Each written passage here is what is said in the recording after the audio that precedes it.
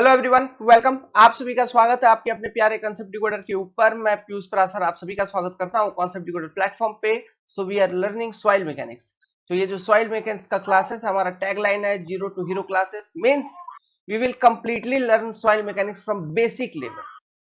अगर आप में से किसी भाई को सॉइल मैकेनिक्स कभी नहीं आया या कभी आपने पढ़ाई नहीं, तो भी कोई झंझट नहीं है, कोई दिक्कत नहीं है। यहाँ पे आप शांति से अच्छे से फ्रॉम बेसिक लेवल सॉइल होता क्या है समझ भी जाएंगे और आपसे सारे के सारे क्वेश्चन भी सॉल्व होंगे। चाहे वो एसएससी जेई के कह लो, स्टेट ए जेई के कह लो, गेट के कह लो, इंजीनियरिंग सर्विस एग्जाम के कह लो, या और भी कोई एग्जाम जो आप कॉलेज में देना चाहते हो उनका सारे क्वेश्चन भी सॉल्व होंगे। This is your 5th number class.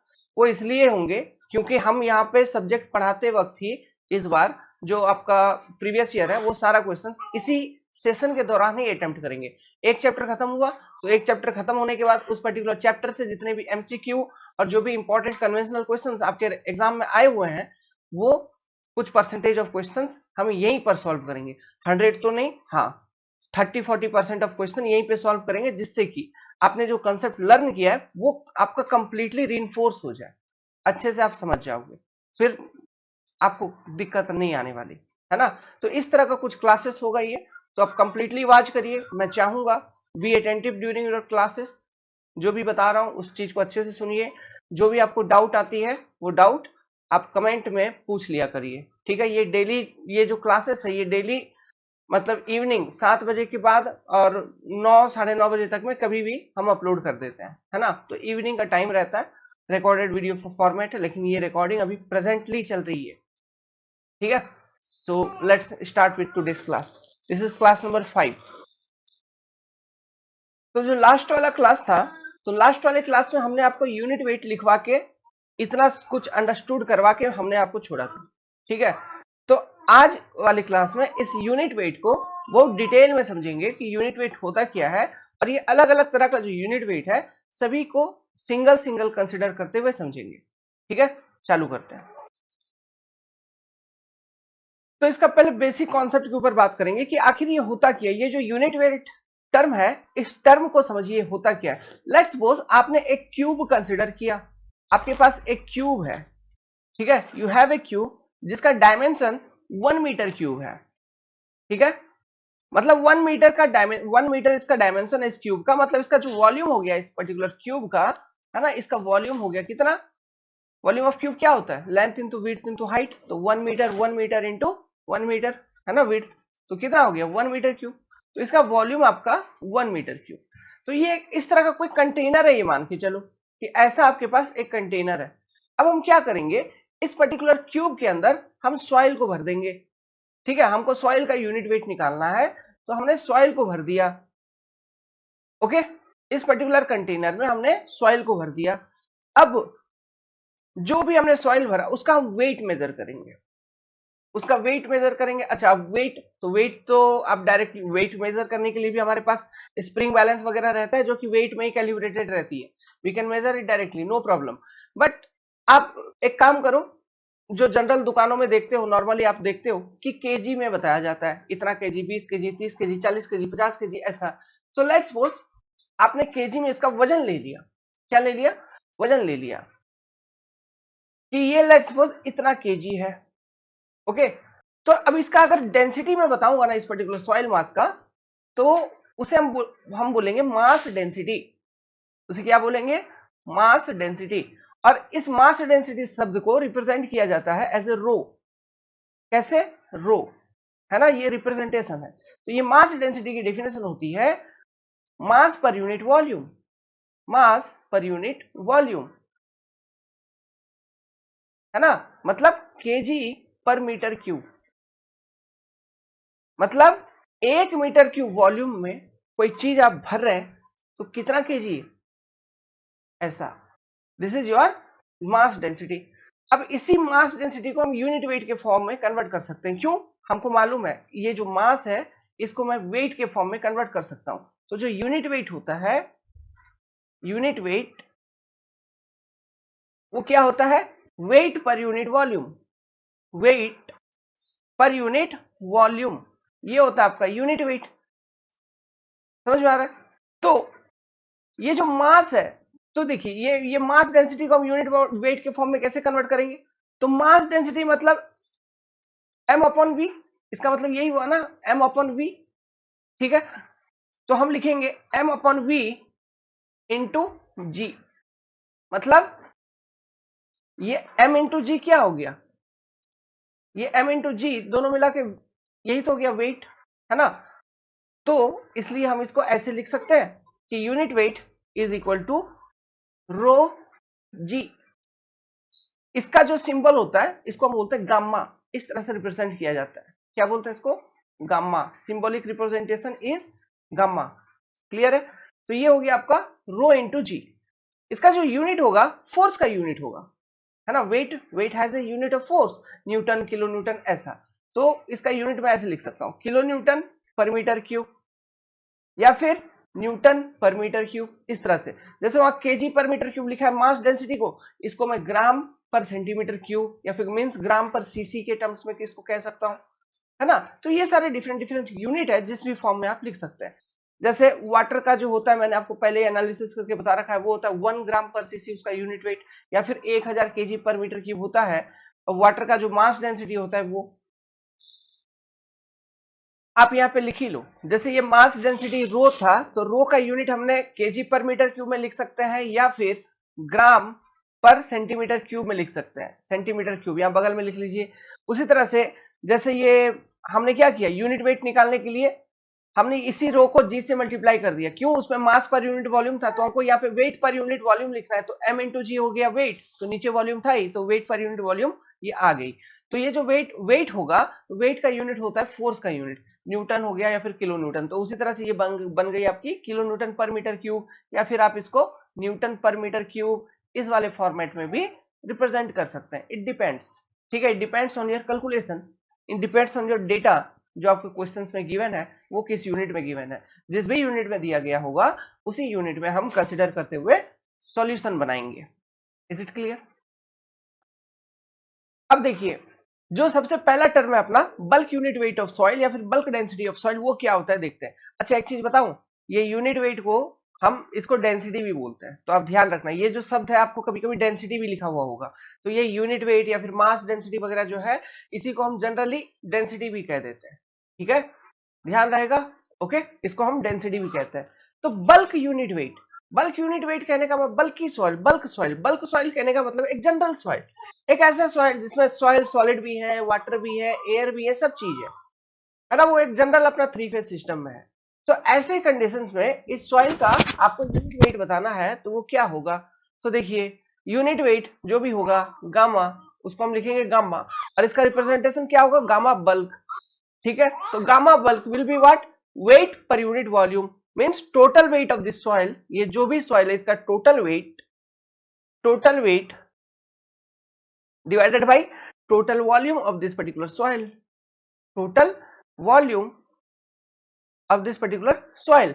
तो total weight means weight of soil solid रहेगा, हाँ रहेगा, प्लस weight of water रहेगा, weight of water रहेगा, weight of air रहेगा नहीं, हमने आपको पहले बोल रखा है एयर का कोई वेट नहीं होता, divided by total volume, volume of solid रहेगा, वॉल्यूम ऑफ वाटर रहेगा, वॉल्यूम ऑफ एयर रहेगा, ठीक है। तो इस तरह से हम निकालेंगे weight per unit volume, total weight upon total volume. तो ये होती है आपका bulk unit weight of what? Bulk मतलब बल्क सॉइल, है ना, bulk unit weight of soil means weight upon volume, है ना, मीन्स वेट अपॉन वॉल्यूम। अच्छा, और एक रिलेशनशिप यहीं पे लिख लो, गामा बल्क, जैसे आप यूनिट वेट के फॉर्म में यहाँ पे लिख रहे हैं, तो gamma bulk will be equal to what? Mass density अगर आपके पास अवेलेबल है, रो बल्क अगर अवेलेबल है सॉइल का, तो रो बल्क इंटू जी कर दोगे, ऐसे निकल जाएगा। So this is the most generalised form, है ना, it is the most generalised form means general form. Clear है? ठीक है, तो ये आपका बल्क, ओके, तो this is the most generalised form of unit weight, है ना। तो अब सेकेंड फॉर्म में चलते हैं अपन, जो हमने देखा था, that is your dry unit weight. आप ये बनाते चलिए, समझ में आ रहा है? आता होगा। जहां पर भी डाउट आए तो आपको कमेंट करना है, पूछ लेना है, ठीक है, we will clear that particular doubt. अब देखिए ड्राई यूनिट वेट क्या होता है। ड्राई यूनिट वेट, जैसा कि नाम एज नेम सजेस्ट, मतलब सॉइल जो होगा वो ड्राई कंडीशन में होगा, that is no water in soil.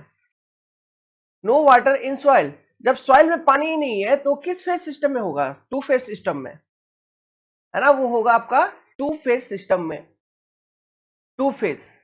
अब मुझे ये बता दो, जो यूनिट वेट हम निकालते हैं इसको ड्राई यूनिट वेट, तो इसको हम बोलेंगे गामा ड्राई। ये क्या होता है?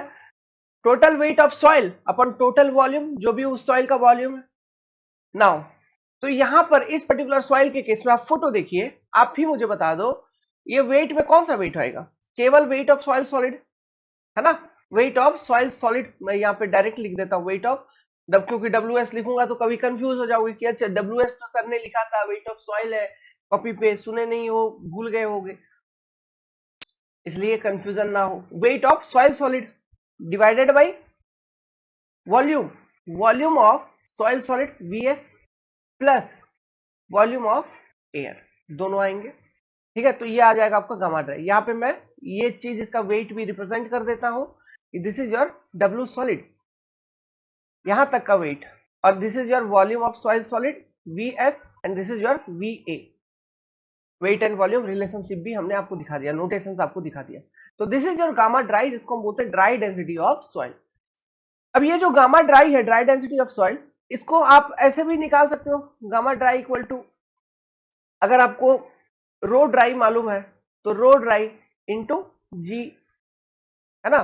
तो ये जैसे एक के केस में, तो सभी के केस में ये वाला कॉन्सेप्ट अप्लाई किया जा सकता है। By using the dry mass density you can also calculate the dry unit weight of that particular soil easily. ठीक है, इस तरह से। तो ड्राई डेंसिटी ऑफ सॉइल जो आपको बतानी है वो तब बतानी है जब सॉइल में बिल्कुल भी पानी नहीं है। पानी नहीं है कहने का मतलब है, ये जैसे ड्राई सॉइल है, इसको हम क्या बोलेंगे? ड्राई सॉइल, है ना। तो ये डिग्री ऑफ सैचुरेशन जो है इसका 0 है।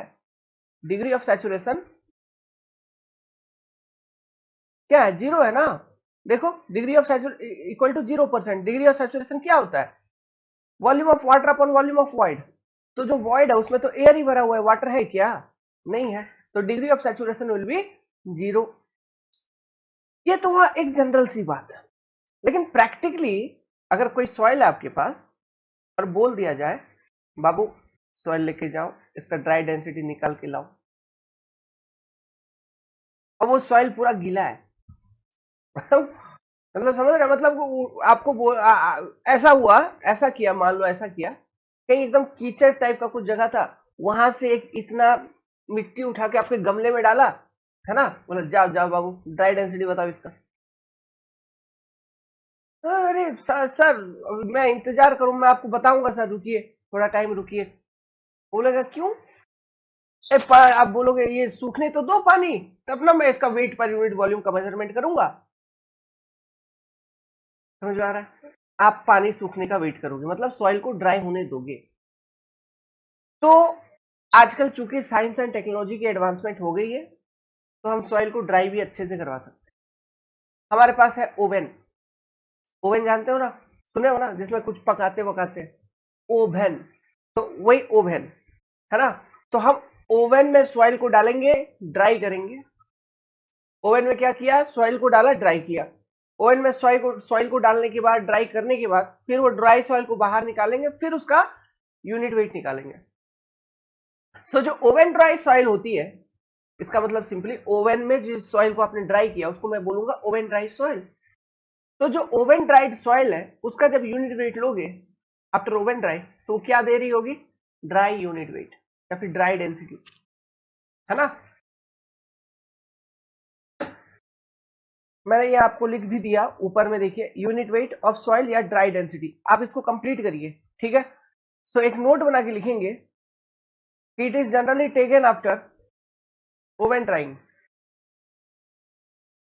ठीक है, तो गामा ड्राई या फिर dry density gamma dry equal to क्या होगा? मींस इसका मतलब यही है ना, ये it is weight of dry soil, weight of dry soil, dry soil divided upon volume of dry soil, volume of dry soil कह लो या फिर वॉल्यूम ऑफ सॉइल कह लो, आप वॉल्यूम ऑफ सॉइल कह लो इन जनरल, है ना।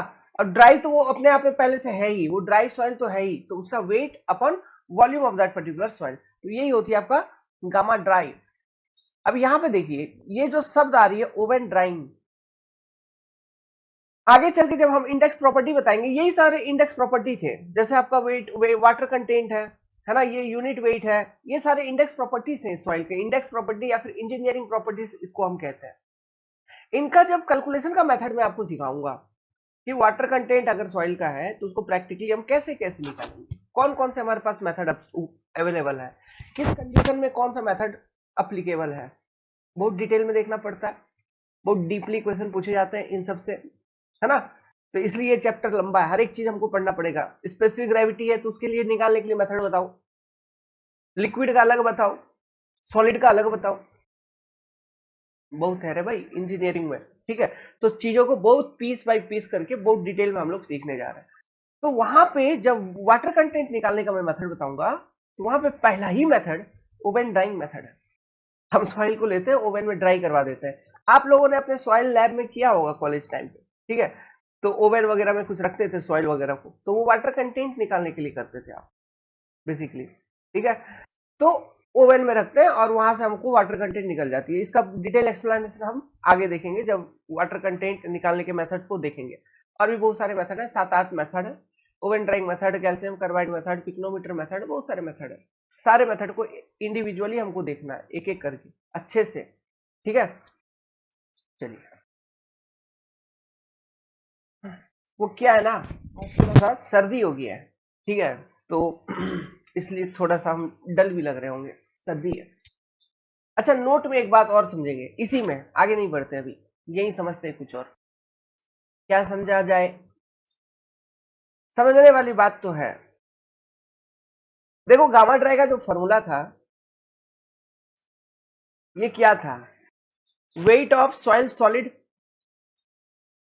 सोचते चलना, divided by total volume of soil, जिसमें volume of air plus volume of soil solid थी। बिल्कुल बाबू, मुझे ये बता दो, अगर मैं गामा ड्राई को बढ़ाता हूं तो इसका मतलब क्या है, अगर मैं सॉइल के ड्राई डेंसिटी को बढ़ाऊं तो व्हाट डज इट मीन, मुझे ये बता दो बस सोच के। यहां पे आप देखिए और देख के ये बताइए, इस इक्वेशन को देखिए, सोचिए और बताइए। 1 मिनट सोचिए पॉज करके कि अगर मैं गामा ड्राई को बढ़ा रहा हूं तो व्हाट इज हैपनिंग बेसिकली। पहले ये सोचो कि गामा ड्राई बढ़ेगा कैसे, कैसे बढ़ेगा। यहाँ पे किसी भी एक पर्टिकुलर वॉल्यूम ऑफ सॉइल में हमने तो ये मान रखा है कि जो सॉलिड है वो चेंज नहीं होगा, weight of solid, volume of solid वो फिक्स है, कांस्टेंट हो चुकी है। तो गामा ड्राई अगर बेसिकली बढ़ रहा है तो बढ़ेगा क्यों, डिनोमिनेटर कम होगी तभी बढ़ेगा। डिनोमिनेटर में क्या ऐसा चीज है जो कम हो सकता है, वॉल्यूम ऑफ एयर।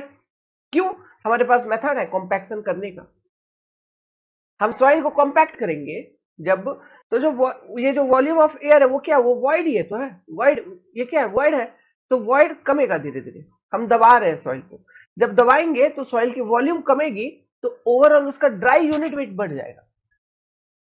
तो हम यहाँ पे क्या करने का कोशिश कर रहे हैं, तो अगर गामा ड्राई इंक्रीजेस, इसका मतलब ये है that is volume of air decreases.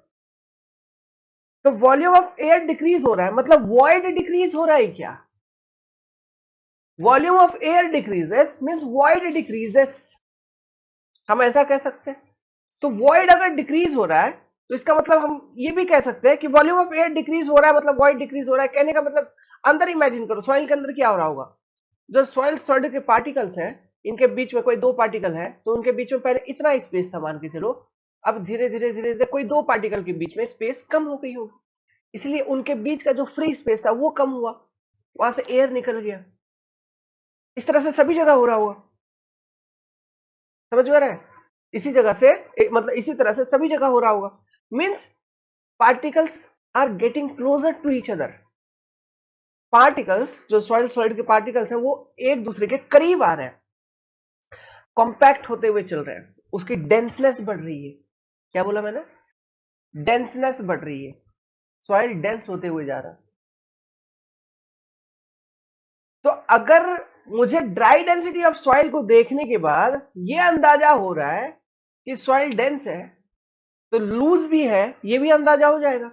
तो क्या जैसा वॉइड रेशियो एंड पोरोसिटी था उसी तरह का ये भी कोई पैरामीटर है कि हम ड्राई डेंसिटी ऑफ सॉइल को देख के हम ये बता देंगे कि my soil is dense soil और लूज सॉइल। तो it is also a parameter which represent looseness and denseness of soil. क्यों? अगर ड्राई डेंसिटी किसी सॉइल का ज्यादा मतलब उसमें वॉल्यूम ऑफ एयर बहुत ही कम, वो ज्यादा डेंस। अगर ड्राई डेंसिटी किसी सॉइल का कम मतलब उसमें वॉल्यूम ऑफ एयर बहुत ज्यादा और वो लूज सॉइल है। और इसलिए किसी सॉइल का ड्राई डेंसिटी अगर कम आ गया है उसको कॉम्पैक्ट किया जाता है। ये कैलकुलेशन होती है फील्ड पे, हम गामा डी निकालते हैं। ठीक है, गामा डी निकालते हैं। गामा डी जो भी आगे अगर वो कम है, जो भी हमको डिजाइन गामा ड्राई डेंसिटी चाहिए उससे अगर कम है तो फिर दबाओ, रोलर रोलर चलाओ तो दबेगा, फिर टेस्टिंग करो, फिर गामा डी निकालो, देखो फिर आ रहा है कि नहीं। वो होता है गामा गामा एमडीडी, उसको बोलते हैं मैक्सिमम ड्राई डेंसिटी। तो उसके पास पास होना चाहिए। हम हमेशा प्रैक्टिकल कंडीशंस में कॉम्पैक्शन करने के बाद जो सॉइल का ड्राई डेंसिटी है उसको गामा एमडीडी, उस सॉइल का मैक्सिमम ड्राई डेंसिटी के करस्पॉन्डिंग क्या होता है ये आगे सॉइल मैकेनिक्स में जब हम कॉम्पैक्शन वाला चैप्टर पढ़ेंगे तो वहां पे और डिटेल में देखेंगे। हम सारा का सारा आपको कॉम्पैक्शन एनर्जी तक कैलकुलेशन करना सिखा देंगे। वेट वेट वेट, सीन अभी बाकी आगे आना है, सब कुछ आएगा, ठीक है। लेकिन अभी यहाँ पे जो बेसिक कॉन्सेप्ट है वो सीखते चलना अपने को। तो कहने का मतलब यही है कि by looking at the value of dry density of soil you can say that this soil is loose और डेंस सॉइल। क्यों? ड्राई डेंसिटी बढ़ने और कमने के कारण एक ही चीज इफेक्ट होती है, वो क्या है? Volume of air. और इसके इफेक्ट होने के कारण जो ओवरऑल वॉल्यूम है सॉइल का वो इफेक्ट हो जाता है। वो इफेक्ट क्या? अगर वॉल्यूम ऑफ एयर बढ़ा तो overall volume of soil increases, gamma D decreases. ठीक है। और अगर वॉल्यूम ऑफ एयर कमा है मतलब overall volume of soil also decreases, gamma D increases. समझ में आ रहा है? तो इस रिलेशनशिप को लिखते हैं जो हमने आपको अभी समझाया। आप पहले ये वाला इक्वेशन लिख लो, ठीक है। ये इक्वेशन लिख लो ऐसे, जो भी हमने लिखा है यहाँ पे बगल में एक स्टार पॉइंट डाल के ऐसे लिख लीजिए कि गामा डी इंक्रीजेस मतलब क्वेश्चन मार्क मतलब क्या हो रहा है। तो बेसिकली यहाँ पे वॉल्यूम ऑफ एयर डिक्रीज हो रहा है ना। ऐसा एक बना के लिख लो। तो यहाँ पे मैं लिखवाता हूँ सेंटेंस, देखो।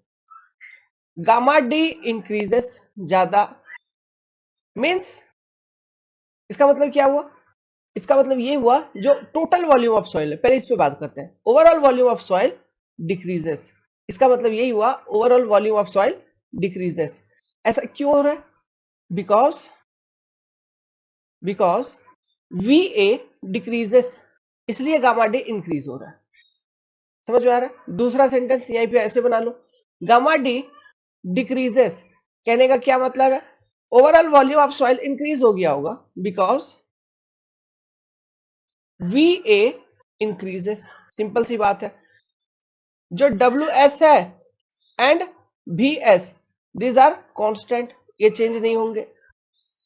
एजम्पशन है अपना सॉइल मैकेनिक्स के अंदर, इनकम्प्रेसिबल इन नेचर, है ना। ये एजम्पशन है, इसलिए मैंने बोला था I will use this kind of छोटा छोटा बात आगे बहुत जगह यूज करेंगे, तो अच्छे से ध्यान में रखते हुए चलना है।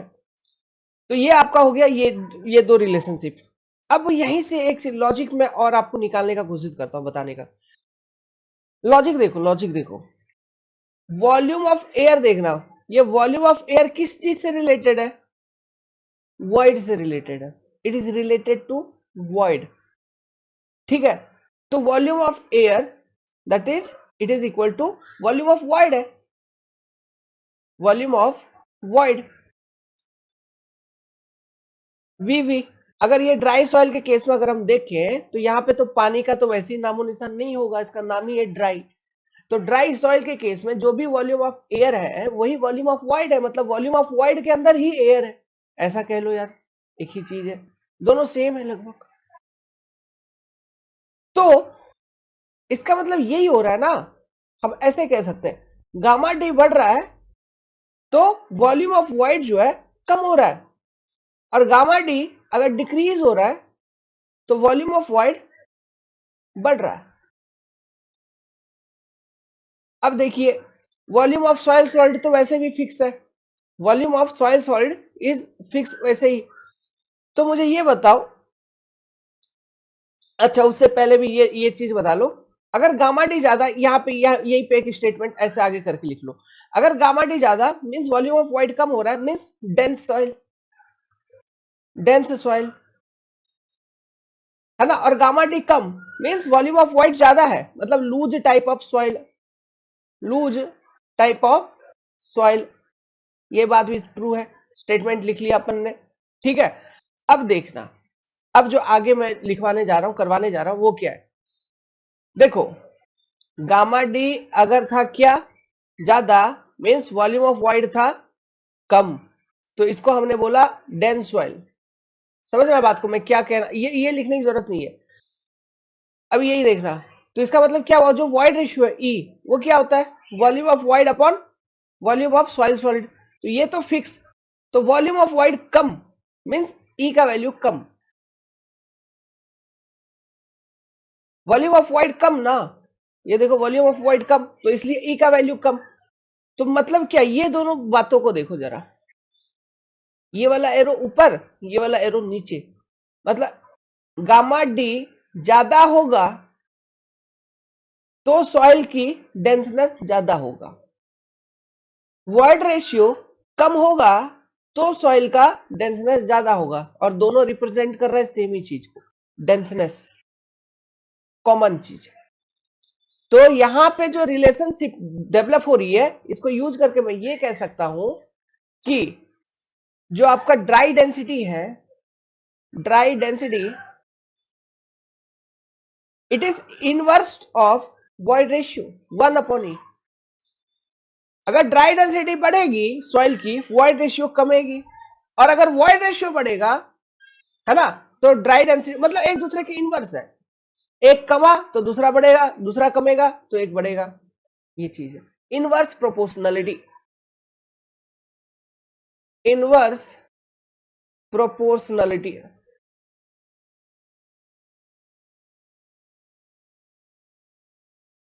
ये रिलेशनशिप यहां पे मिलता हुआ नजर आ रहा है, समझ गए बात को, ठीक है। इसलिए तो आप देखिए ना, यहाँ पे गामा डी ज्यादा है तब आपका डेंस सॉइल है, डेंस सॉइल, और यहां पे वॉइड रेशियो कम है तो डेंस सॉइल है। तो इसका मतलब यही हुआ, dry density and void ratio are inversely proportional to each other. Logic established, write it down. हम यूज करेंगे आगे चल के, इक्वेशन ही बना देंगे इसी लॉजिक को यूज करके, ठीक है। कुछ भी पढ़ा रहा हूं मतलब ऐसे नहीं कि कोई पढ़ा दिया ऐसे, हाँ कुछ काम का होगा, ना रे बाबा, सब चीज काम का है, इसलिए पढ़ रहे हैं हम लोग, ठीक है। आप ये रिलेशनशिप भी लिख लो, नहीं तो आगे चल के और कंफ्यूजन भी हो सकता है, भूल जाओगे कभी, तो कॉपी पे सब बात रहेंगे। तो ई ज्यादा मतलब यहाँ पे बेसिकली क्या हो रहा है, वॉल्यूम ऑफ वॉइड आपका ज्यादा हो रहा है, so loose type of soil, loose type of soil, है ना। और at the same time E कम, कहने का मतलब है वॉल्यूम ऑफ वॉइड आपकी कम हो रही है, so dense type of soil, dense type of soil. तो यही दो सेंटेंस से आपका रिलेशनशिप निकल जाएगा। देखिए यहाँ पे ई कम मतलब वॉल्यूम ऑफ वॉइड कम, यहाँ पे गामा डी ज्यादा मतलब वॉल्यूम ऑफ वॉइड कम। क्यों, एयर, एयर को आपने रिमूव कर दिया, खत्म कर दिया, किसके मदद से, रोलिंग करके, ठीक है, कॉम्पैक्शन में देखेंगे। और तो ये चीज होती है कॉम्पैक्शन करके, रोलिंग तो ऐसे एक मेथड है कॉम्पैक्शन करने का, है ना। तो इसलिए ये रिलेशनशिप हम इनवर्स प्रोपोर्शनलिटी यहाँ पे एस्टेब्लिश कर पाते हैं। क्लियर, ठीक। ये हो गया आपका ड्राई डेंसिटी का बात, जितना आपको यहाँ पे जानना था, और इससे ज्यादा और कुछ जानना भी नहीं है। अब हम बात करते हैं आगे चल के सैचुरेटेड डेंसिटी का, सैचुरेटेड यूनिट वेट, इसको भी हम गामा सेट लिखेंगे, ठीक है। ये भी सॉइल आपका टू फेज सिस्टम के अंदर है, टू फेज में, क्यों, एक वाटर है एक सॉलिड है, जैसे पहले क्या था सॉलिड और एयर ओनली था, यहाँ पे वाटर आ गया उसकी जगह पे, है ना। Means soil is saturated with water, इसका मतलब यही है, मतलब नो एयर कह सकते हो, no air in soil, no air in soil, clear है। हम ऐसा कह सकते हैं। तो इसका गामा सेट इक्वल टू अगर लिखोगे तो क्या लिखोगे, weight, total weight of soil upon total volume of soil, weight upon volume. तो क्या होगा, weight of solid plus weight of water, W W. यहाँ पे लिख देता हूं भाई, ये आपका यहां से यहां तक आपका वेट ऑफ सॉलिड, ठीक है। ऊपर आप बना लो उसी तरह, ये वेट ऑफ वाटर हो गया, इधर volume of solid soil solid, इधर volume of water, divided upon volume of soil solid plus volume of water, ठीक है, ऐसे कह लेंगे। ये चीजें हैं। तो ये हो गया आपका गामा सेट, बस यही है और कुछ नहीं है, ठीक है। लेकिन एक लॉजिक यहां पे मैं आपको देना चाहता हूं। क्या देना चाहता हूं, लॉजिक। लॉजिक ये है, सुनो बात, मेरा पहले बात सुनो, लॉजिक क्या है। देखिए, इससे पहले जो सॉइल आपने देखा था वो था ड्राई सॉइल। तो ड्राई सॉइल में थी जो वॉइड थी उसमें एयर था, ठीक है। तो मैंने आपको बोला आप कॉम्पैक्शन करोगे, सॉइल को दबाओगे तो वो एयर वॉइड्स रिमूव हो जाएंगे। जब एयर वॉइड्स रिमूव हो रहे हैं कॉम्पैक्शन करने पे, तो क्या हो रही थी, dry density of soil was increasing. समझ में आ रहा है। तो compaction is a process of removal of air voids basically. तो हम जब सॉइल का कॉम्पैक्शन करते हैं तो जनरली हमारा क्या बढ़ के निकल, क्या बढ़ता है, ड्राई डेंसिटी बढ़ता है। हमारा ऑब्जेक्टिव वो रहता है कि सॉइल का ड्राई डेंसिटी बढ़ाना है कॉम्पैक्शन करने के बाद, है ना। वही चेक होती है कॉम्पैक्शन की। और एक प्रोसेस मैंने आपको बता रखा था इंट्रोडक्शन के टाइम पे, कभी ना कभी कहीं ना कहीं, कॉन्सोलिडेशन, वो अलग ही चैप्टर है, सेटलमेंट एंड कॉन्सोलिडेशन हम पढ़ेंगे आगे चल के, ठीक है। तो कॉन्सोलिडेशन, कॉन्सोलिडेशन ऑफ सॉइल का मतलब होता है removal of water from the soil. ये जो वॉइड में पानी प्रेजेंट है ना, इसको रिमूव करने का जो प्रोसेस होता है, प्रक्रिया होता है, उसी को हम बोलते हैं कॉन्सोलिडेशन ऑफ सॉइल। अब ये क्यों रिमूव करने की जरूरत पड़ती है, सोचो। देखो, कहीं पे सैचुरेटेड सॉइल था, मतलब सॉइल है उसमें पूरा का पूरा पानी भरा हुआ है, सैचुरेटेड सॉइल है।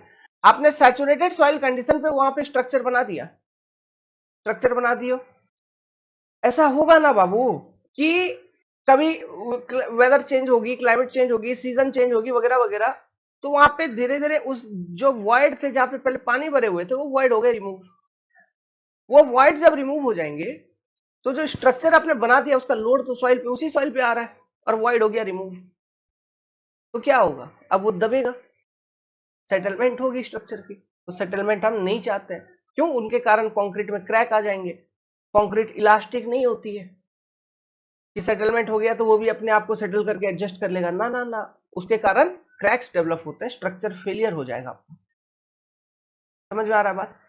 तो इसलिए हमें क्या करना होता है, जहां पर भी जो भी कंस्ट्रक्शन साइट है, आप वहां पे कभी कभी देखेंगे, जहां पर भी जो कंस्ट्रक्शन करना है, जैसे मॉल वगैरह कहीं बनाना है, तो वहां पे जो फाउंडेशन जितने एरिया में बनानी है उतना एरिया को एक्सावेट करने के बाद वहां पे कुछ लोडिंग रख दिया जाता है।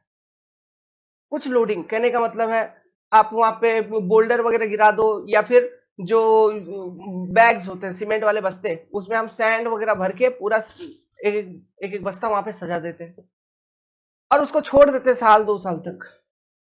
मतलब साल 2 साल बाद हम कंस्ट्रक्शन करेंगे, प्लानिंग अभी की है, क्यों, वो अलाउ कर रहे हैं कंसोलिडेशन के लिए, क्यों, वो धीरे धीरे जब दबेगा उस कारण से उससे पानी बाहर निकल जाएगी। वो जो सॉइल का जो वॉइड है उसमें जो पानी भरा हुआ था वो दब दब के उससे पानी बाहर निकल जाएगी।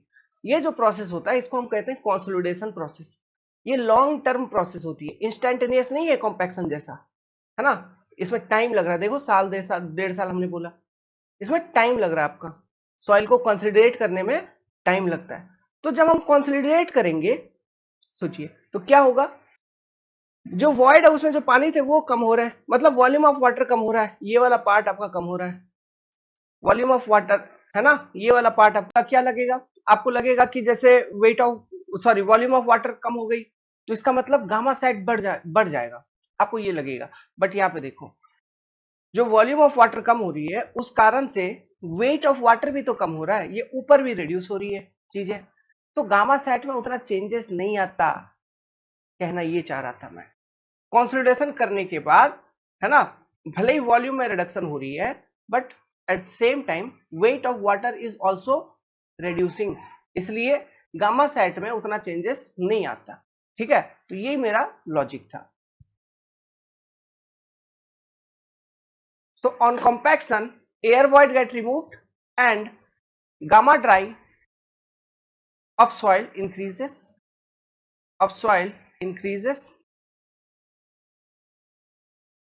ठीक है, यहीं पे सेकेंड पॉइंट लिखिए. बट ऑन कंसोलिडेशन, बट नहीं, due to consolidation.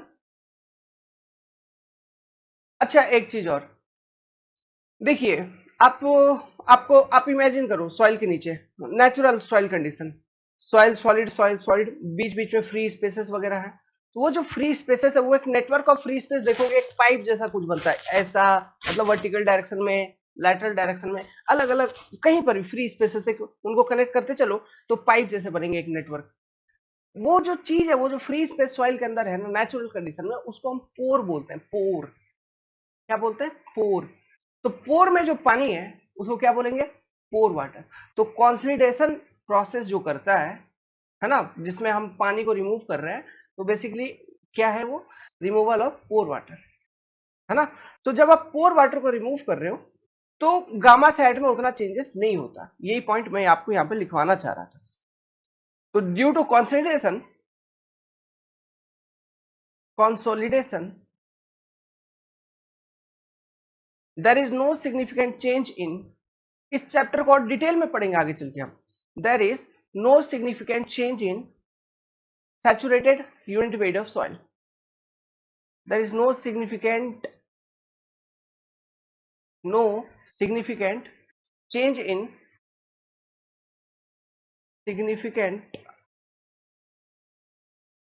in gamma sat. ठीक है, ये चीज को आप ध्यान रखना. प्लस आगे चल के और बात करता हूं यहीं पर इसी केस में. देखो, ये सारा लॉजिक जो भी डेवलप किया जा रहा है बहुत सोच समझ के बताया जा रहा है. इन सब चीजों का अंडरस्टैंडिंग होना बहुत जरूरी है, बेसिक्स क्लियर होना चाहिए. देखिए, अभी सैचुरेटेड सॉइल कंडीशन है, टू फेज सिस्टम है, no air in soil. Degree of saturation मुझे यहीं पर बता दो. 100% है. डिग्री ऑफ सैचुरेशन अभी 100% है. अब ये कंसोलिडेशन जो प्रोसेस मैंने आपको अभी थोड़ा सा समझाया, जिसमें हम पानी को रिमूव करेंगे सॉइल से, तो कंसोलिडेशन कर रहे हो, क्या कितना करते करते क्या चले जाओगे? कहां तक? कहां तक? पूरा पानी रिमूव हो जाएगा ना? ऐसा कभी नहीं होता. जैसा पूरा वॉइड रिमूव नहीं होता, उसी तरह 100% कंसोलिडेशन भी नहीं होता है. समझ में आ रहा है? तो during the entire consolidation process, degree of saturation will remain constant and that will be equal to what?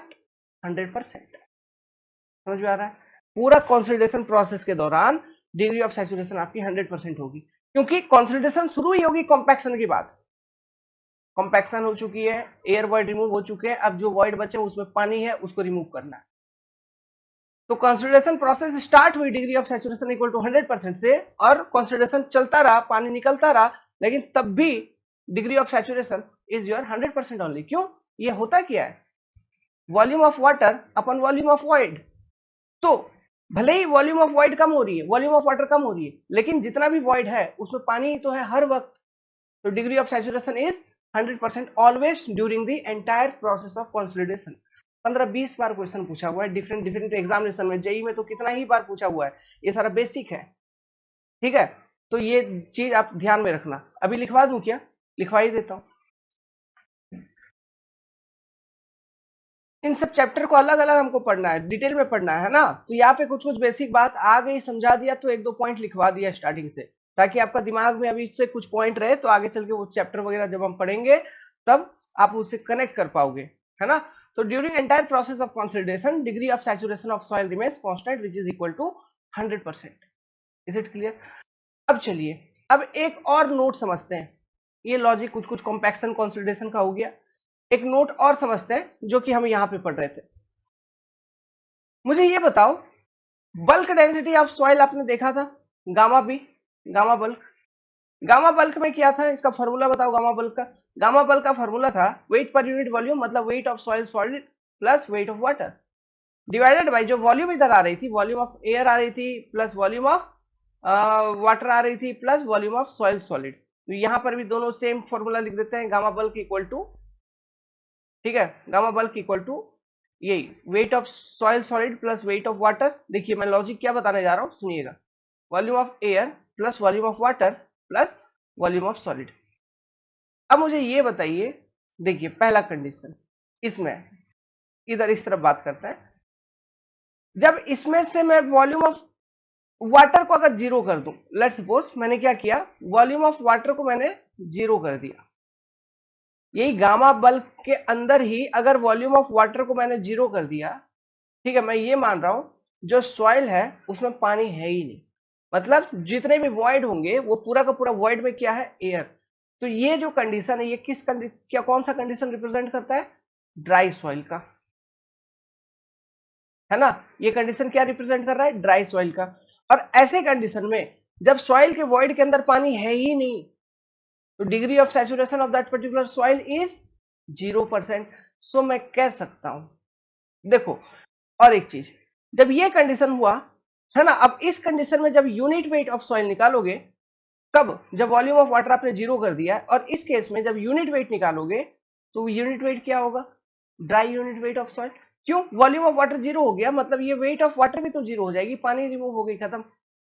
तो जो यूनिट वेट निकलेगा वो क्या निकलेगा, dry unit weight of soil. तो मैं कह सकता हूं एक स्पेसिफिक कंडीशन के करस्पॉन्डिंग कि आपका गामा बल्क जो है ऑफ सॉइल, ये approximately will be equal to gamma dry of soil, gamma dry of soil. कब, जब your degree of saturation is equal to 0%। जब आपका डिग्री ऑफ सैचुरेशन 0% होगा, उस वक्त जो bulk unit weight of soil है वो आपकी dry unit weight of soil में कन्वर्ट हो जाएगी। नो वाटर इन सॉइल, समझ में आ रहा बात।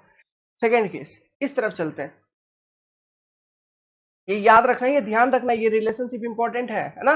लॉजिक हम ऐसे बोलते हैं कि your bulk unit wait becomes dry unit weight because degree of saturation of this particular soil is 0। ये चीज मैंने आपको यहाँ पे करके दिखाया। सेम चीज अगर मान लो आपका जो भी बल्क सॉइल है उसमें से वॉल्यूम ऑफ एयर जीरो हो जाए। वॉल्यूम ऑफ एयर जीरो हो जाने का मतलब क्या है, इसका मतलब ये समझिए कि जो बल्क सॉइल है उसका वॉल्यूम, एक्चुअली में उसका वॉल्यूम कम नहीं हो रहा है, बल्कि वॉल्यूम ऑफ एयर जीरो हो जाने का मतलब है कि पूरे के पूरे वॉइड में पानी भर गया है। ये समझिए, है ना। यहाँ पे जो बल्क सॉइल का वॉल्यूम था वो उसमें बिल्कुल भी कमी नहीं हो रही है, वो जितना है उतना ही है, उसके वॉल्यूम में बिल्कुल भी कमी नहीं हो रही। बट ये समझिए कि जो वॉइड थी उसमें एक केस में पानी भर गई, और ये जो पहला केस डिस्कस किया इसमें पानी निकल गया वॉइड से, वॉइड में पानी है ही नहीं, ऐसा कुछ हुआ है ना। जब ऐसा हो रहा है तो उस कंडीशन के corresponding gamma bulk become equal to gamma dry of soil, that is degree of saturation 0%। और ये जो कंडीशन है तो ये हो गया सैचुरेटेड सॉइल का, सैचुरेटेड सॉइल का हो जाएगा सैचुरेटेड सॉइल। मतलब डिग्री ऑफ सैचुरेशन जो है, degree of saturation equal to 100%, क्योंकि जो वॉइड है उसमें एयर है ही नहीं। तो ऐसे कंडीशंस में gamma bulk will be equal to what, gamma bulk will be approximately equal to gamma saturated of soil, gamma sat of soil. मतलब जब इस कंडीशन में आप यूनिट वेट निकालेंगे उस पर्टिकुलर सॉइल का, तो वही यूनिट वेट हो जाएगा saturated unit weight of soil. समझ में आ रहा बात, ठीक है। सॉरी, तो ये दो नोट, और ये डिस्कशन का कंक्लूजन क्या है, कंक्लूजन यही है कि जो बल्क यूनिट वेट है वो ड्राई यूनिट वेट हो जाएगा सॉइल का जब degree of saturation will be 0%। जो बल्क यूनिट वेट है वो सैचुरेटेड यूनिट वेट हो जाएगा सॉइल का जब degree of saturation is your 100%। इसका कंक्लूजन यही है, ये डिस्कशन का। समझ में आ गया, ठीक है, नोट डाउन करिए इसको। अब ना आपको यहां से ध्यान से समझना है, submerged unit weight of soil, या फिर इसी को हम apparent unit weight of soil कहते हैं, या फिर इसी को हम floating unit weight of soil कहते हैं। इसका जो रिप्रेजेंटेशन है वो गामा सब ऐसे लिखा जाता है, या फिर गामा लिखने के बाद ऊपर एक डैश लगा देते हैं। आप दोनों तरह से इसको रिप्रेजेंट कर सकते हैं। आपको यहां से ध्यान से इसलिए समझना है कि बच्चों को गामा बल्क, हाँ जनरल सॉइल है, गामा ड्राई, अच्छा जो एयर वॉइड है, जो मतलब वॉइड है उसमें एयर है पानी नहीं है, समझ गए। गामा सेट, अच्छा जो वॉइड था वो void completely filled with water था, हाँ चलो यार ठीक है, वो सैचुरेटेड सॉइल है। बट यहाँ पे समझने में दिक्कत आने लगती है, सबमर्ज्ड सॉइल। सबमर्ज्ड, जैसे कि ये शब्द लिखा हुआ है सबमर्ज्ड, तो किसी चीज के अंदर सबमर्ज है आपकी सॉइल, डूबी हुई है सॉइल। तो क्या है, जनरली आप पानी ही देखते हो अपने अगल बगल, तो पानी के अंदर जो डूबा हुआ सॉइल है वही आपका सबमर्ज सॉइल है। तो ऐसे केसेस में जो यूनिट वेट ऑफ सॉइल निकलेगा वो कितना निकलेगा। फॉर एग्जाम्पल अगर मैं बताऊं सबमर्ज सॉइल के एग्जाम्पल में, जैसे लेक है, पोखर वगैरह, तो उसके नीचे जो सॉइल है तो वो पूरा पानी के नीचे डूबा हुआ है ना, तो that is a type of submerge soil. ठीक है, वो एक तरह का सबमर्ज कंडीशन में है वो आपका सॉइल। या फिर कोई वाटर लॉगिंग एरिया है, तो वाटर लॉगिंग एरिया में जो सॉइल आपका प्रेजेंट है तो वो एक तरह का सबमर्ज सॉइल है। क्यों, वाटर लॉगिंग एरिया में क्या होता है, सॉइल के ऊपर पानी आ जाती है, आप देखते हो है ना, घुटने भर या कमर भर पानी आ जाती है, वो एरिया में पानी जमा हो गई, वहां से निकल ही नहीं पा रही है, तो वो वाटर लॉगिंग एरिया है। तो वहां जो सॉइल है that is submerged under water, तो वो है सबमर्ज कंडीशन। तो उस सबमर्ज कंडीशन में यूनिट वेट ऑफ सॉइल को हम कैसे निकालेंगे। ठीक है, इसका एक मैं आपको प्रोसेस बताता हूं, अप्रोच बताता हूं, सुनिएगा। ये डेरिवेशन एक करूंगा, यहां से एक फॉर्मूला निकल के आएगा, कॉन्सेप्ट निकल के आएगा for submerge unit weight of soil. ध्यान से आपको करनी है, समझनी है। ठीक है, ठीक है, यहाँ पे मैंने आपको एक सॉइल बना के दिखाया है जिसमें सॉइल सॉलिड है, वाटर है, एयर है, तीनों चीज है। लेकिन ये सबमर्ज सॉइल का सबमर्जेंस होने का एक नेचुरल जो प्रोसेस होता है, जो वाटर लॉगिंग की प्रोसेस होती है, इसके बारे में मैं तो आपको थोड़ा सा बताता हूँ। एक अच्छा सॉइल था, एक अच्छा इलाका था, जो एक जनरल सॉइल कंडीशन पे थी, है ना, उसमें सॉलिड भी थे, वाटर भी थोड़ा उसके वॉइड में थे, थोड़ा एयर भी हुआ करता था। लेट्स सपोज धीरे धीरे धीरे धीरे पानी आई वहां पे, उस एरिया पे पानी जमा होते गए, तो वो जो पानी जमा हो गए, वो पानी कहाँ पे जा रहे हैं, बेसिकली सॉइल के अंदर जो खाली पोर्स है ना, खाली स्पेसेस थे, खाली वॉइड्स थे, उसमें जाके वो पानी फिल हो गया। तो धीरे धीरे फिल हो गया उस एरिया में, जितना वो सॉइल ले सकता था, जितना भी खाली पोर्स थे, वो सभी में पोर वाटर चले गए, मतलब उन पोर्स में वाटर चले गए। तो अब धीरे धीरे क्या हो गया, सॉइल आपका सैचुरेटेड हो गया। सॉइल क्या हो गया, सैचुरेटेड हो गया। अब मान के चलो कि कोई ऐसा कंडीशंस डेवलप हुआ है जिस कारण से उस सॉइल का वहां पे ड्रेनेज सिस्टम ब्लॉक हो चुका है, वहां से पानी निकल ही नहीं पा रही है। ठीक है, मतलब सॉइल का अपना खुद का ड्रेनेज सिस्टम इज ब्लॉक, मतलब क्यों, उसके वॉइड्स चोक हो गए मान के चलिए, तो इसलिए पानी फ्लो नहीं कर पा रही है। सॉइल का जो वॉइड्स है बहुत फाइन होता है, वो चोक हो गए। चोक हो जाने के कारण पानी बह के निकल पाएगा क्या, नहीं, तो उसका ड्रेनेज सिस्टम हो गया खराब। लेकिन अब बाहर से पानी आ ही रहा है, पानी आ रहा है, पानी आ रहा है, तो अब वॉइड भी फिल हो चुके हैं, मतलब सॉइल हो चुका है सैचुरेटेड। अब जब पानी आएगा तो सॉइल के अंदर समाएगा क्या, नहीं समा पाएगा। क्यों, सॉइल का ड्रेनेज सिस्टम खराब हो चुका था, वॉइड चोक हो गया था, तो जितना पानी जहां पर सॉइल के अंदर है वो वहीं पे फंसा हुआ है। तो अब जो पानी उस इलाके में आ रहा है वो पानी सॉइल के ऊपर आ जाएगी धीरे धीरे। तो ऐसे कंडीशन में हुआ क्या, योर सॉइल किधर है, नीचे ही रह गया, पानी ऊपर, तो soil soil is submerged in water. समझ में आ रहा है, तो ये इस तरह का कुछ कॉन्सेप्ट होता है नेचुरली, है ना। तो अब देखिए, तो हम वही चीज, वही प्रक्रिया को लेते हुए चलेंगे। मान लो कोई एक जनरल सॉइल था जिसमें सॉलिड, वाटर, एयर तीनों कुछ थी, सब चीज था। लेट सपोज, लेट कि इस सॉइल का जो वेट है, वेट जो था इस पर्टिकुलर सॉइल का, वेट का बात कर रहा हूं, लेट कि वो वेट था आपका 10 किलो न्यूटन, है ना। इस पर्टिकुलर सॉइल का जो वेट है, इसका जो वेट है, मैं यहां पे लिखता हूं, इसका वेट है आपका 10 किलो न्यूटन। मतलब ये जो भी पर्टिकुलर वॉल्यूम ऑफ सॉइल है, एक वॉल्यूम है इस पर्टिकुलर सॉइल का, volume of solid plus volume of water plus volume of air, तो इसका जो वेट है वो वेट है आपका 10 किलो न्यूटन। समझ में आ रहा है, mass into acceleration due to gravity, वो चीज है आपका 10 किलो न्यूटन, मतलब M G, M into G, ये चीज है आपका 10 किलो न्यूटन। तो आप यहां से मास भी निकाल सकते हो, कोई बात नहीं, लेकिन हम यहाँ पे जब यूनिट वेट की कैलकुलेशन वगैरह करेंगे यार, तो हम वेट के फॉर्म में लेके चलेंगे, यूनिट वेट लेके चल रहे हैं हम, है ना। मास होता है किसी भी चीज का कांस्टेंट, फर्क आती है वेट में बेसिकली। अब देखिए होगा क्या, ये चीज मैंने क्यों बोला, मास कांस्टेंट, वेट में फर्क आती है। वेट ग्रेविटी के ऊपर डिपेंड कर रही है, अर्थ पे ग्रेविटी कुछ और, मून पे कुछ और कहीं कुछ और। तो सेम ही चीज है, उसका वजन अर्थ पे कुछ और, मून पे कुछ और कहीं कुछ और। तो वेट कांस्टेंट नहीं रहता, इट डिपेंड्स ऑन ग्रेविटी। समझ में आ रहा है ना बात? ठीक है। अब देखिए, अब क्या करना है आपको। लेट्स सपोज कि आपने इस पर्टिकुलर सॉइल के अंदर जितने भी खाली वॉइड थे उसमें पानी भर दिया, मतलब सॉइल हो गया सैचुरेटेड। ओके, ठीक है। तो ये सॉलिड सॉइल का और ये वाटर। तो हमने क्या किया, उसी पर्टिकुलर सॉइल को, उसका जितना वॉल्यूम है वी, वो सेम वॉल्यूम इस सॉइल का भी है, वी वॉल्यूम ही है, वॉल्यूम ऑफ सॉइल सॉलिड भी उतना ही है, वो सब चीजों में कोई चेंजेस नहीं आया। बस हमने क्या किया, जो फ्री वॉइड थे, यहाँ पे मैंने लिखा let fill all free void, मतलब जहां पे पानी नहीं था, विथ वाटर। तो ये कर देंगे तो क्या होगा, सॉइल आपका सैचुरेट हो जाएगा सबसे पहले। तो हो गया ना। तो लेट्स सपोज कि ये जो सैचुरेटेड कंडीशन है, इसमें मेरे को बताओ, क्योंकि सैचुरेट हो गई तो इसकी वेट बढ़ेगी कि नहीं? तो वेट बढ़ेगी ऑब्वियसली। पहले 10 हमने एज्यूम किया था इस पर्टिकुलर सॉइल का, तो अब इसका वेट बढ़ेगा, क्योंकि पूरा का पूरा पानी है, तो जो खाली स्पेस था वहां भी पानी आ गया, तो उसका वेट ऐड हो जाएगा। तो लेट सपोज कि ये वेट बढ़ के हो गया 15 किलो न्यूटन। लेट सपोज ये वेट बढ़ के हो गया 15 किलो न्यूटन। अब सैचुरेट हो गया। अब मैं किस कंडीशन पे जाऊंगा, सबमर्ज।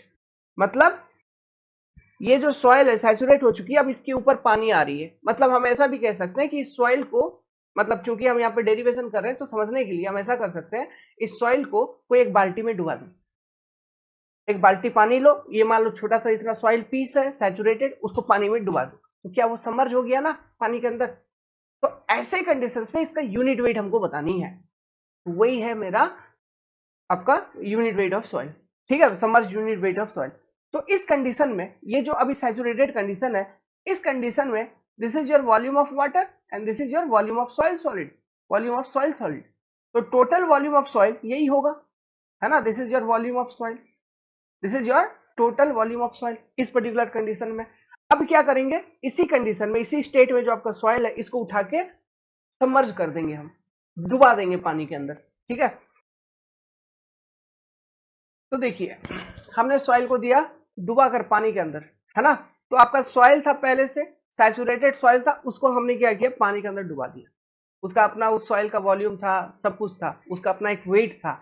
तो वो जो सॉइल का वेट होगा, वो क्या कर रहा होगा, इस सॉइल मास का जो सीजी होगा, वहां से downward direction, in direction of gravity, उस सॉइल का वेट एक्ट कर रहा होगा। अब वो वेट क्या था, saturated weight, gamma W sat, है ना? सैचुरेटेड कंडीशन में जो वेट थी सॉइल की, वो उसके सीजी से डाउनवर्ड एक्ट कर रही होगी, जो कि थी कितना, 15 किलो न्यूटन हमने लिया था शायद, I think 15 kilo Newton I have consider. देख लेते हैं यार एक बार कितना लिए थे, नहीं तो कंफ्यूज हो जाओगे। हाँ, इसका 15 किलो न्यूटन हमने वेट लिया था, है ना? तो ये इसके सीजी से, ये उसका सीजी है, वहां से डाउनवर्ड एक्ट कर रहा होगा। ओके, नाउ अब मुझे ये बताओ, एक ही सवाल पूछता हूं। लेट्स सपोज इस सॉइल से मैंने एक स्प्रिंग बैलेंस कनेक्ट किया है,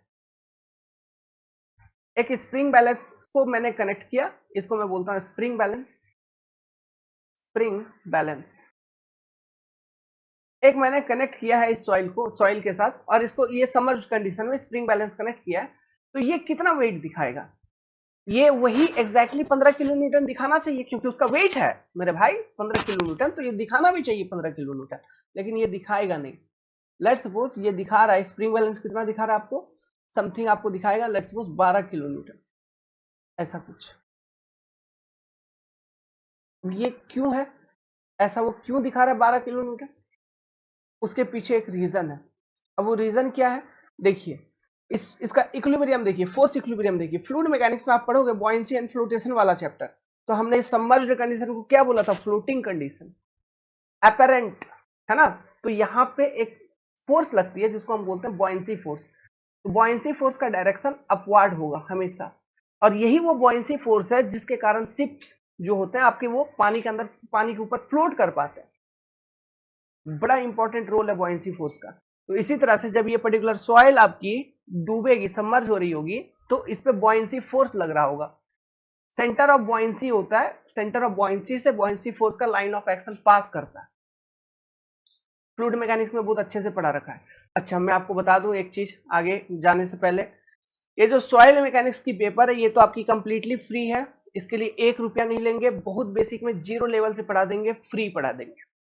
बट हमारे टोटल सिविल इंजीनियरिंग में जो 18 पेपर्स हैं उन सभी पेपर को अगर आपको सीखना है तो उसके लिए एनरोलमेंट फी है 3499।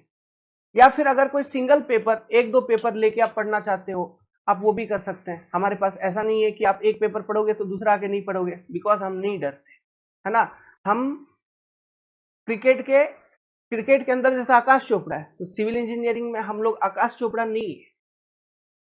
ओके समझिए बात को, मतलब बात बनाने वाले नहीं है ना, काम करते हैं। तो 3499 complete package of technical, this is valid for SSC, GATE, RRB, सारे एग्जाम्स के लिए, because we are dealing with subject entirely completely, और किसी एक सब्जेक्ट को 249 रुपीज में। ये ऑफर दीपावली तक चल रहा है, तो आप लोग आइए मेरे दोस्त, एनरोल कर लीजिए, एंड्रॉयड एप्लीकेशन को डाउनलोड करिए, हमारा नंबर नोट डाउन करो 7008420353। आप एंड्रॉयड एप्लीकेशन को डाउनलोड करने के बाद मैसेज करिए। देखिए इसमें सोचने वाली कोई बात नहीं है, आइए ज्वाइन कर लीजिए। जो सेम चीज मैं आपको यही पढ़ा रहा हूँ, यही पढ़ाने के लिए आपसे 20,000 ले लेंगे चार्जेस दूसरे जगह पे, और सेम चीज ही होगा या फिर इससे कम भी होगा, क्योंकि हम और भी ज्यादा मेहनत करके आपको देंगे, वो लोग उतना करेंगे भी नहीं, एटीट्यूड में रह जाएंगे। समझ में आ रहा है बात? तो इसलिए use your time and money. Okay, so join concept decoder. खैर ये तो प्रचार का था, आप एंड्रॉयड एप्लीकेशन डाउनलोड करके वहां पे आप मैसेज कर दीजिए, मैं आपको कॉल करूंगा, आप एनरोल कर लेना। तो ये दीपावली तक ये सिस्टम चल रहा है, उसके बाद अपना जो फी रहता है स्टैंडर्ड फी 5000 रुपीज है, ठीक है। इसमें आपको टेक नॉन टेक दोनों अवेलेबल होगा, अभी आप एनरोल करोगे तो up to Deepawali technical non technical both will be available to you. Exam clear हो जाएगा, अपना स्टेट रैंक 1 है, एसएससी जे टॉपर्स है हमारे पास, ईएससी रैंकर्स हैं, GATE unlimited number of students. Okay, blog वगैरह देखते होंगे अपना स्टूडेंट्स का। फिर ठीक है, तो ये आपका 12 किलो न्यूटन है। प्यारे प्यारे स्टूडेंट्स हैं, डियर लवेबल स्टूडेंट, इस बार यूपीपीएससी एई में 5 student return clear, interview session चल रहा है उनका, इंटरव्यू का वीडियो अपलोड होगा, ठीक है। मतलब इंटरव्यू गाइडेंस जो हम लोग प्रोग्राम ले रहे हैं इंटरव्यूज के लिए तैयारी जो करवा रहे हैं उसका भी अपलोड होगा, तो आप लोग देखना। तो ये 12 किलो न्यूटन शो करेगा, क्यों? क्योंकि यहाँ पे एक अपवर्ड डायरेक्शन में against the weight of the soil एक फोर्स लग रही होगी जिसको हम बोलते हैं बॉयंसी फोर्स। अब ये बॉयंसी फोर्स होता क्या है? फ्लूइड मैकेनिक्स अगर आप लोगों ने पढ़ रखा है तब ठीक है, अगर नहीं पढ़ रखा है तो मैं एक बार बता दूं बॉयंसी फोर्स होता क्या है। इट इज नथिंग बट, ये फोर्स कौन अप्लाई कर रहा है? पानी के थ्रू से ये फोर्स आ रहा है, मतलब पानी का जो वेट है वही है ये बॉयंसी फोर्स। कितना पानी का वेट? ये सॉइल का जो वॉल्यूम है, जब सोचो, इमेजिन करो, ऐसा सोचना, अरे अपना एक कटोरा ले लो, एक कटोरे के अंदर कुछ सॉलिड ऑब्जेक्ट डाल दो, कुछ भी डाल दो, रबड़ वगैरह कुछ भी डाल दो, तो देखना फुल कटोरा था तो रबड़ डाल दिया तो कटोरे से कुछ पानी बाहर निकल जाएगा, निकल गया ना। तो कुछ अमाउंट ऑफ वाटर डिस्प्लेस हो रहा है। अब वो कितना वॉल्यूम ऑफ वाटर डिस्प्लेस हो रहा है उस कटोरे से? जितना उस रबड़ का वॉल्यूम था, जितना वॉल्यूम का आपने वो रबड़ डुबाया है उतना ही वॉल्यूम का वाटर उस जगह से रिमूव हो गई। तो जितना वॉल्यूम ऑफ वाटर वहां से रिमूव हो गई उतना वाटर का जो वेट है वही as a buoyancy force act करेगा, है ना। It is nothing but weight of हम ऐसे लिख सकते हैं, water of displaced volume,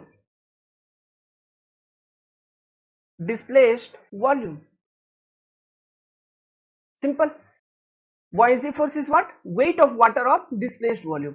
As a simple statement अभी आप ऐसा समझ सकते हैं। तो यहां पे कितना वॉल्यूम ऑफ वाटर डिस्प्लेस हो रहा है? जितना वॉल्यूम ऑफ सॉइल है आपका, है ना। और ये volume of soil, let's suppose V soil, ये है आपका वी सॉइल इक्वल टू, मैं इसको जनरल वी कह देता हूं, it is your what? Volume of soil solid plus volume of water. ये जो वॉल्यूम ऑफ वाटर है this is of this particular soil, और ये सॉइल थी आपकी सैचुरेटेड कंडीशन में, लेकिन अब आपने उसको सबमर्ज कर दिया है। तो सबमर्ज कर देने के कारण क्या हुआ? जितना भी वॉल्यूम ऑफ सॉइल था उतना ही वॉल्यूम का वाटर उस जगह से डिस्प्लेस होगा, ठीक है। तो उसके करस्पॉन्डिंग एक बॉयंसी फोर्स अप्लाई होगी। समझ में आया? तो ये बॉयंसी के बारे में और डिटेल आप पढ़ोगे फ्लूइड मैकेनिक्स वाले चैप्टर के अंदर, ठीक है। तो यहाँ पे ये एक एफवी फोर्स अप्लाई हो रही होगी, है ना। तो ये भी क्या है, ये भी तो एक तरह का वेट ऑफ वाटर है ना, wait of water of displaced volume, है ना। तो this is what, this is simply W water, wait of water. तो मैं यहां से एक इक्विलिब्रियम इक्वेशन बना सकता हूं, और वो इक्विलिब्रियम इक्वेशन क्या बना सकता हूं, और ये जो वेट है, ये जो वेट स्प्रिंग बैलेंस आपका शो कर रहा है ना एक्चुअल वाला, इस कंडीशन में this is your submerged weight, weight of this particular soil under submerged condition, W submerged. तो मैं यहां से एक इक्विलिब्रियम इक्वेशन बना सकता हूं, W submerged equal to weight of soil under saturated condition. देखो क्यों, weight of soil under saturated condition नीचे एक्ट कर रहा है ना, minus this particular F B buoyancy force. I can make a equilibrium equation like this. अब इसी equation को सॉल्व करेंगे तो हमें सबमर्ज्ड यूनिट वेट की वैल्यू निकल जाएगी। देखिए आगे सॉल्व करते हैं, ये डायग्राम आप बना लो अच्छे से। तो मैंने आपको बताया W सबमर्ज्ड इक्वल टू, तो W submerged equal to W sat minus FB। तो हम इसको ऐसे लिख सकते हैं, W sat minus weight of water of displaced volume. तो W सेट माइनस ये जो weight of water of displaced volume, ये बेसिकली क्या है, व्हाट इज दिस, इसको हम कैसे लिख सकते हैं। देखिए ये वेट वगैरह निकालने का कॉन्सेप्ट होता है यूनिट वेट से। यूनिट वेट जो होती है, let's suppose gamma W of soil जो है वो क्या है, उसको हम 9.81 kilo newton per metre cube कहते हैं। समझ में आ रहा है, kilo newton per metre cube. तो यहां से देखो ये जो किलो न्यूटन है यही तो वेट है। तो अगर मैं गामा डब्ल्यू इंटू वॉल्यूम कर दूं तो क्या मुझे वेट निकल जाएगा। इसी तरह से यही कॉन्सेप्ट का यूज किया जाता है, जब भी कभी आपको वेट निकालना हो हमेशा आप इसी कॉन्सेप्ट को यूज करना, यूनिट वेट को यूज करके। तो यूनिट वेट जो है इंटू वॉल्यूम कर देंगे तो उतना वॉल्यूम का वेट कितना है निकल जाएगा। समझ में आ रहा है, तो इसको स्टार पॉइंट मार्क कर लो, यहां से एक फॉर्मूला बन गया। हाँ तो इस केस में क्या है, इस केस में हमने ये जो सबमर्ज कंडीशन ले रखा है, तो यहाँ पे हमने ये ले रखा है कि ये जो लिक्विड है ये वाटर है आपका, ये हमने मान रखा है। लेकिन एनालिसिस के टाइम पे एग्जाम में ये जो लिक्विड है जिसमें आपको सॉइल सबमर्ज करानी है, ये किसी एक पर्टिकुलर स्पेसिफिक ग्रेविटी की हो सकती है। स्पेसिफिक ग्रेविटी क्या है ये टर्म आगे निकल के आएगा, ठीक है। नेक्स्ट डेफिनेशन स्पेसिफिक ग्रेविटी की है तो वहां पे हम समझेंगे। तो ये किसी भी एक स्पेसिफिक ग्रेविटी का लिक्विड आपको दे सकता है, लेकिन हमने यहाँ पे वाटर एज्यूम कर रखा है ना। तो इसलिए जब आप फोर्स ऑफ बॉयंसी कैलकुलेट करोगे, मतलब इसमें क्या कैलकुलेट करना है, weight of water of displaced volume. तो ये कैलकुलेट करने का तरीका मैंने आपको क्या बोला, जैसे वाटर है तो यहाँ पे गामा डब्ल्यू इंटू जो भी डिस्प्लेस्ड वॉल्यूम है, तो डिस्प्लेस्ड वॉल्यूम इक्वल टू यहाँ पे कितना है, this volume of soil, volume of soil के बराबर का वॉल्यूम डिस्प्लेस्ड हुआ है, तो that is your displaced volume of water. तो इसको मैं gamma W into V W लिख सकता हूँ आराम से इजीली, कोई दिक्कत नहीं है ना, इस तरह से लिखा जा सकता है। बट अगर कोई अदर स्पेसिफिक ग्रेविटी का लिक्विड दिया रहता तो यहाँ पे गामा डब्ल्यू की जगह उस लिक्विड का स्पेसिफिक ग्रेविटी आप लिखते, उस लिक्विड का यूनिट वेट आप यहाँ पे लिखते, तब जाके कैलकुलेट होता बॉयंसी फोर्स। समझ में आ रहा है बात, क्लियर है, कोई कंफ्यूजन नहीं होगा कैलकुलेशन करते वक्त, है ना। यही सब छोटी छोटी बातें हैं जो मिस्टेक हो जाओगे, इसलिए सुनते चलो अच्छे से। तो मैं सिंपली अब इस इक्वेशन को ऐसे लिख सकता हूं कि ये गामा सबमर्ज्ड है equal to gamma sat minus ये बॉयंसी फोर्स क्या है, weight of water of displaced liquid. तो वेट ऑफ वाटर लिख दिया मैंने, है ना, ऐसे सिंपली। अब इस पूरे इक्वेशन को मैं क्या करूंगा, वॉल्यूम ऑफ सॉइल से डिवाइड कर देता हूं, V soil, volume of soil, volume of soil divided by volume of soil, है ना। मीन्स इसको सिंप्लीफाई करने के लिए आप ऐसे लिख लीजिए W sub by V equal to W sat upon volume of soil minus weight of water displaced WW upon, अच्छा ये जो वॉल्यूम ऑफ सॉइल है इतना ही अमाउंट ऑफ वाटर भी तो डिस्प्लेस्ड हुआ है, तो volume of water displaced what same equal to volume of soil. तो इसको मैं VW भी लिख सकता हूं यहाँ पे। तो ये VW और ये V सॉइल दोनों सेम है ना। आप वो मत समझना कि ये वाला जो VW है, इस V सॉइल के अंदर जो VW था वो ये VW नहीं है, ये पूरे सॉइल का जो वॉल्यूम है उसके बराबर का पानी डिस्प्लेस हुआ है बोल के मैंने लिखा है। कंफ्यूजन नहीं होगी? नहीं होगी। ठीक है, तो ये देखो वेट पर यूनिट वॉल्यूम है ना, तो सबमर्ज्ड वेट अपॉन वॉल्यूम, तो इसको क्या बोलेंगे? Submerged unit weight, gamma submerged. Now saturated weight upon volume, इसको क्या बोलेंगे? Gamma sat. weight of water upon volume of water means unit weight of water, gamma w।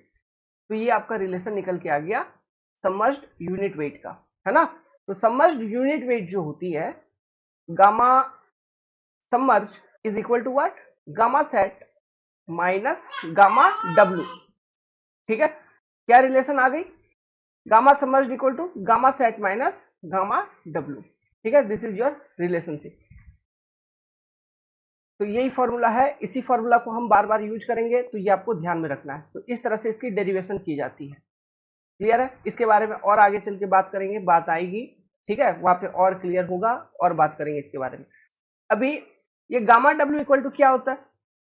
Gamma W equal to होता है, देखो इसका बेसिक कॉन्सेप्ट मैं आपको बताता हूं। सबसे रो डब्ल्यू से चलते हैं, इसका भी यहाँ पे एक नोट बना के लिख लो, इसमें भी कंफ्यूज नहीं होना। Rho W equal to mass of water upon volume of water, है ना, M W upon V W equal to, इसको हम 1000 kg पर मीटर क्यूब कहते हैं, मैंने आपको बता रखा होगा, या फिर 1 ग्राम पर सेंटीमीटर क्यूब, दोनों सेम वैल्यू है।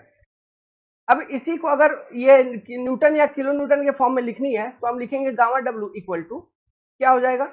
9.81 into 1000 kg metre cube into metre per second का स्क्वायर, है ना। तो ये क्या होगी? ये देखो kg metre second square, kg metre upon second square, ये हो गया न्यूटन अपॉन मीटर क्यूब। तो ये हो जाएगा 9810 newton per metre cube. Now 1 kilo newton equal to आपको मालूम है 1000 न्यूटन होती है। सो 1 न्यूटन इक्वल टू 1000,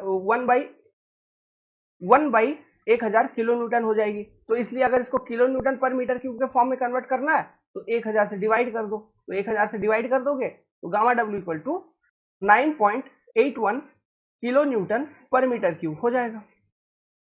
तो ये गामा डब्ल्यू के बारे में याद रखना, ये सारे वैल्यूज हम यूज करते हैं गामा डब्ल्यू का अलग अलग यूनिट के फॉर्म में।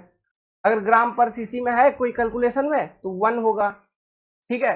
केजी पर मीटर क्यूब में है तो 1000 का वैल्यू लोगे, अगर न्यूटन पर मीटर क्यूब के फॉर्मेट में है तो 9810 लोगे, अगर kilo newton per metre cube के फॉर्मेट में है तो आपको 9.81 लेना है। क्लियर है? तो ये सारे बातें थी। तो ये हो गया आपका समझ यूनिट वेट। ये कौन सा नंबर का पॉइंट था? I think this is your point number 9, ये 9 थी, है ना। अब पॉइंट नंबर 10 पे चलते हैं, यूनिट वेट पे जो लास्ट यूनिट वेट आपकी बची है, unit weight of soil solid. तो unit weight of soil solid क्या होता है? इट इज सिंपली एक सॉइल है, मान लो उस सॉइल में वॉइड वगैरह भी सब कुछ है, वो वॉइड में कुछ भी हो सकता है। तो ये आपका मतलब वॉइड में कुछ भी हो सकता है ना, तो इसको अभी वेट कंसिडर नहीं करते हैं क्योंकि उसमें वाटर हो सकता है, एयर हो सकता है, कुछ भी। लेकिन ये जो आपका सॉलिड पार्ट है ये तो कंफर्म है, तो this is your weight of solid and this is your volume of solid and this is your volume of void. तो unit weight of soil solid, ये जो सॉइल सॉलिड है इनका अपना यूनिट वेट कितना होगा इस सॉइल के अंदर, यही चीज है। तो क्या लिखोगे? Wait of soil solid upon volume of soil solid, volume of soil solid, यही लिखेंगे हम। समझ में आ रहा है? मतलब W S upon V S. ठीक है, तो this is your unit weight of soil solid. अब चलिए एक इंपॉर्टेंट नोट लिख लीजिए, एक इंपॉर्टेंट नोट के ऊपर डिस्कशन करते हैं। आपने अभी देखा कौन कौन सा चीज देखा? सबसे पहले मैंने आपको दिखाया गामा बल्क, उसके बाद दिखाया गामा डी, फिर दिखाया आपको गामा सेट, है ना। उसके बाद मैंने आपको दिखाया गामा सबमर्ज्ड, फिर आपको मैंने दिखाया gamma S, unit weight of soil solid. ये सारी चीजें मैंने आपको दिखाई, इनके बीच का रिलेशनशिप, कौन बड़ा कौन छोटा, क्या क्या, ऐसा। ये क्या होगा ये आप समझिए। इन सब में सबसे बड़ा कौन होगा? इन सब में सबसे बड़ा कौन होगा? तो सबसे बड़ा होगा unit weight of soil solid, ये सबसे बड़ा होगा। देखो इसमें क्या है, केवल वेट है किसका? वेट है आपका सॉइल सॉलिड का, और वॉल्यूम केवल सॉइल सॉलिड का, तो वॉल्यूम काफी कम है ना, तो ये वैल्यू सबसे ज्यादा होगी। और बाकी सब में देखो, इसके बाद कौन सा बड़ा होगा? इसके बाद अगर कोई बड़ा होगा तो वो होगा गामा सेट। सबसे बड़ा गामा ऑफ सॉइल सॉलिड, फिर गामा सेट। क्यों? गामा सेट में किसका वेट आ जा रहा है?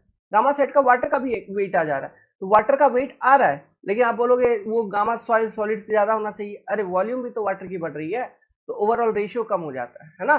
तो ये रिलेशनशिप आपका सही है, gamma of soil solid is greater than gamma sat. Gamma sat इसके बाद अब कौन बड़ा होगा? उसके बाद होगा जो बल्क सॉइल है, जनरल सॉइल, जिसमें सॉइल सॉलिड तो है, पानी भी थोड़ा है और एयर भी है। तो इस केस में पानी है, पानी थोड़ा है लेकिन है, तो इसके बाद जो बड़ी होगी वो होगी गामा बल्क। इसके बाद जो बड़ा होगा वो होगा गामा ड्राई। फिर जो बड़ा होगा वो होगा सबसे छोटा क्या? Gamma submerged. This is your relationship. तो आपसे सवाल पूछेंगे इनके बीच का, कुछ भी उठा के पूछ लेंगे गामा सेट गामा समर्ज से बड़ा होता है, या गामा बल्क गामा समर्ज से, किसी भी तरह से इस रिलेशनशिप को यूज करके क्वेश्चन बना देगा। तो आपको ये ध्यान रखना है कि कैसे होती है इनकी अरेंजमेंट, कौन सबसे बड़ा कौन सबसे छोटा, और क्या ऑर्डर होती है। ठीक है, ये ऑर्डर होती है। अच्छा, ये गामा समर्ज्ड के बारे में मैं आपको थोड़ा और बता ही देता हूं। जो गामा समर्ज्ड होता है ना, ठीक है, ये, या फिर आप ऐसे कह लो गामा सेट जो होती है, ये जनरली 2 टाइम्स, एक नोट और बना लो, जो गामा सेट होता है it is generally 2 times gamma W. ये एक रिलेशनशिप है। तो अगर gamma sat is generally approximately equal to 2 times gamma W, तो गामा सबमर्ज्ड जो होगा वो क्या था? अभी हमने देखा था gamma sat minus gamma W, तो मतलब 2 gamma W minus gamma W. So submerged unit weight of soil जो होती है ना, it is approximately equal to unit weight of water only, उसके बराबर होती है ना, इसलिए वो सबसे कम है। ये पॉइंट आप ध्यान रखना, एग्जाम में क्वेश्चन डाल देंगे। सो इसी को यूज करके हम ऐसे भी कह सकते हैं कि gamma sat is approximately equal to 2 times gamma submerge, या फिर इसी को उल्टा करके हम ऐसे भी कह सकते हैं कि gamma submerge is approximately equal to gamma sat का आधा, जो भी गामा सेट होगा सॉइल का उसका आधा। ये सारे लॉजिक्स आपको याद रखनी है, ठीक है। तो ये एक अलग नोट आपका बन गया। अब जो हमारे पास टॉपिक है ये भी इंडेक्स प्रॉपर्टी है ना। अब यूनिट वेट का आपका पूरा ओवरऑल कॉन्सेप्ट खत्म हो गया। उम्मीद करता हूं आपने यूनिट वेट, सभी तरह के यूनिट वेट को लर्न किया, समझा, है ना। तो यूनिट वेट खत्म। अब है हमारा जो next index property of soil है, या फिर इंजीनियरिंग प्रॉपर्टी ऑफ सॉइल है, that is your specific gravity. ठीक है, तो हम इसे समझेंगे। तो ये दो तरीके के होते हैं, true specific gravity and mass specific gravity. ये क्या है, इसका डिफिनेशन क्या है, इसको बहुत अच्छे तरीके से डिटेल में समझेंगे नेक्स्ट क्लास में, क्योंकि अभी इसको कंटिन्यू करूंगा तो वीडियो का लेंथ काफी ज्यादा हो जाएगा, है ना। तो यहां से स्टार्ट करेंगे in next particular class. Okay, तो ये कितना नंबर वाला इंडेक्स प्रॉपर्टी है नेक्स्ट क्लास में देखेंगे। ठीक है, अगर वीडियो आपको पसंद आई तो लाइक कर दीजिए, अपने दोस्तों को बताइए, इन्फॉर्म करिए। एंड एनरोलमेंट करनी है तो 3499 रुपीज फी है ओवरऑल, जिसमें आपको टेक्निकल नॉन टेक दोनों मिल जाएगा। आप ढंग से सीख पाएंगे, अच्छे से सीख पाएंगे पूरे सिविल इंजीनियरिंग को आपको, और आपका एग्जाम भी निकलेगा। जो भी आपका मोटिव है, you will be able to clear that particular examination, क्योंकि आप देख ही रहे हैं कि हम किस तरह से बेसिक लेवल से स्टडी करते हैं। अभी तो शुरू किया है, चलने दो, सॉइल के बीच में पहुंच जाना, फिर बताना। आधे में ही बोलोगे कि अब हो गया, अब समझ रहे हो पार हो जाओगे। चलिए ठीक है।